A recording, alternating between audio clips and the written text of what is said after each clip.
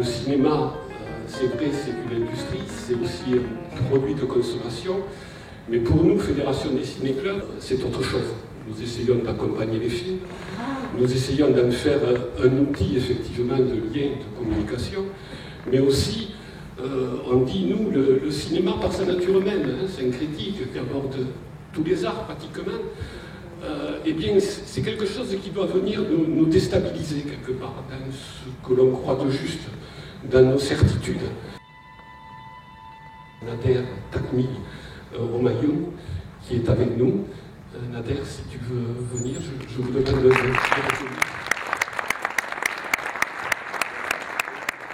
Ça fait plaisir de voir une salle aussi remplie, c'est toujours très agréable.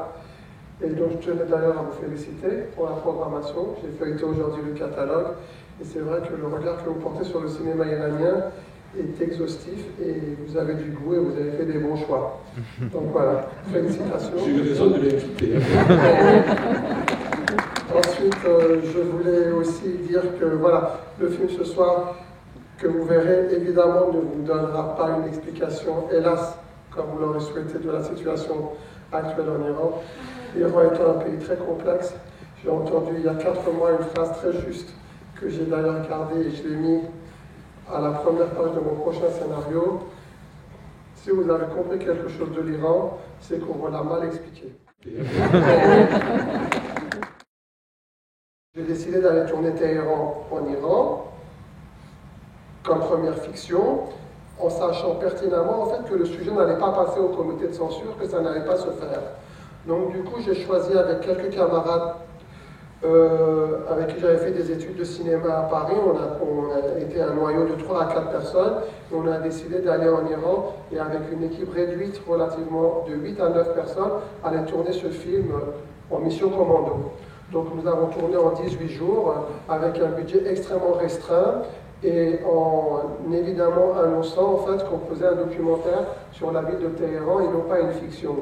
Parce qu'on m'avait dit que quand vous faites des documentaires, vous n'avez pas besoin de déposer de scénario, et alors qu'en fiction, vous êtes obligé de le déposer. Donc du coup, ce film est un documentaire sur la ville de Téhéran.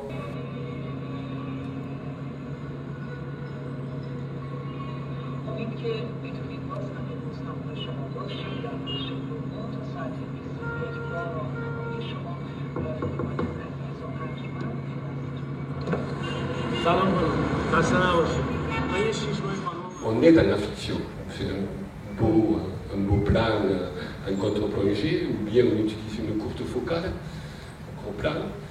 Et puis d'autres fois, on nous dit, on va voir ce qui se passe dans le réel, avec le plongée, effectivement, et où le personnage tombe, par exemple, ou bien la scène de fait, où on se dit, là, il y a la fiction qui vient dans le réel et qui vient un petit peu le provoquer.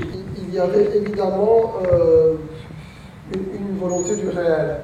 C'était certain, c'est-à-dire qu'il ne fallait absolument pas que je triche dans la façon dont je veux montrer le film pour que les spectateurs sentent en fait qu'il est en train de voir une fiction. J'avais envie d'introduire des éléments de fiction, mais de la façon la plus naturelle possible. Par moments, ça se sent, par moments, ça se sent pas. Je voulais dire simplement que voilà, tout le film a été quand même filmé dans ce style-là. C'est-à-dire de provoquer le réel, d'être au maximum au plus près des gens. Il n'y a aucun comédien. Tous les gens dans la rue, tous les gens que vous voyez en arrière-plan, les gens même qui dialoguent, qui parlent dans l'épicerie, dans la mosquée, dans la rue, et tout ça, ce sont des gens que j'ai trouvés sur le champ, 5 minutes avant le tournage. Je disais, vous êtes prêts à jouer, ils acceptaient ou ils n'acceptaient pas, et ils jouaient dans le film. Et les séquences du film, il n'y en a pas une qui a duré plus de 2 heures. Dans le métro, par exemple, ça a été tourné en 45 secondes, en direct. Et dans la mesure où les gens n'étaient même pas au courant, c'est pour te dire que comment les choses se passent. Dans la mesure où les gens n'étaient pas au courant de la présence d'une caméra, il était possible qu'ils regardent dans la caméra. Donc tout de suite, une décision de mise en scène s'impose. Dans cette scène-là, dans le métro, pas de dialogue. Pourquoi pas de dialogue? Parce que je suis collé à la caméra et que j'avance avec mon cadreur et je ne fais que crier et de dire aux gens, ne donnez pas de l'argent à ce mendiant est un imposteur, ne donnez pas de l'argent à ce mendiant. Et les gens ne donnaient par conséquent pas d'argent, Et donc j'ai tourné la scène. Parce que moi, en fait, dès que je posais la caméra par terre et que ce mendiant marchait dans les rues de Téhéran, il revenait avec les poches pleines d'argent. Les gens n'arrêtaient pas de donner. Et je voyais même qu'il y avait des gens qui passaient devant la caméra.